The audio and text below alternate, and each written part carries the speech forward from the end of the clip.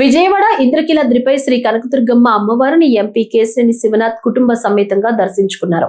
ఈ సందర్భంగా ఆలయ అధికారులు, వేద పండితులు, దేవస్థానం బోర్డు సభ్యులు, ఎంపీ దంపతులకు ఆలయ మర్యాదలతో ఘన స్వాగతం పలికారు. అమ్మవారి దర్శనం అనంతరం ఎంపీ కేశినేని శివనాథ్ మాట్లాడుతూ రాష్ట్రం సుభిక్షంగా ప్రజలు సుఖశాంతులతో ఉండాలని అమ్మవారిని ప్రార్థించినట్లు తెలిపారు.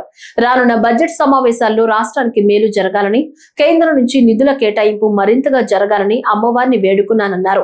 ఇంద్రకీలాద్రిపై అమ్మవారి దర్శనానికి వచ్చే భక్తులకు మరిన్ని వసతులు కల్పించేందుకు తన వంతు కృషి చేస్తారని ఎంపీ హామీ ఇచ్చారు. అలాగే రానున్న కృష్ణా పుష్కరాల నాటికి ఇంద్రకీలాద్రిపై సకల సౌకర్యాలు సమకూరేలా చర్యలు తీసుకుంటామని తెలిపారు. ఇంద్రకీలాద్రి ఆలయం మరింత అభివృద్ధి చెందేలా ప్రభుత్వం సమగ్ర కార్యాచరణ రూపొందించిందని ఎంపీ కేశినేని శివనాథ్ పేర్కొన్నారు. అందరికీ నమస్కారం.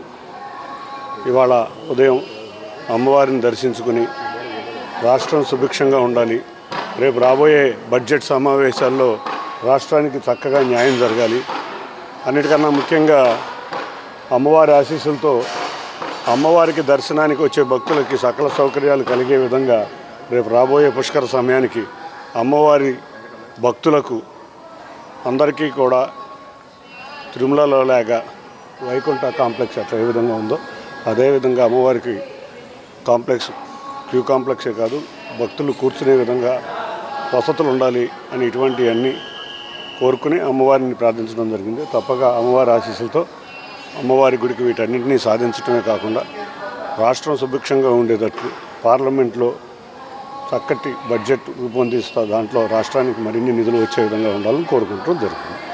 కాబట్టి తప్పకుండా రాబోయే కాలంలో అమరావతిలో ప్రాంతమైన విజయవాడలో ఉన్న అమ్మవారి ఆలయం మరింత శోభగా ఉండే విధంగా కోరుకుంటున్నాం.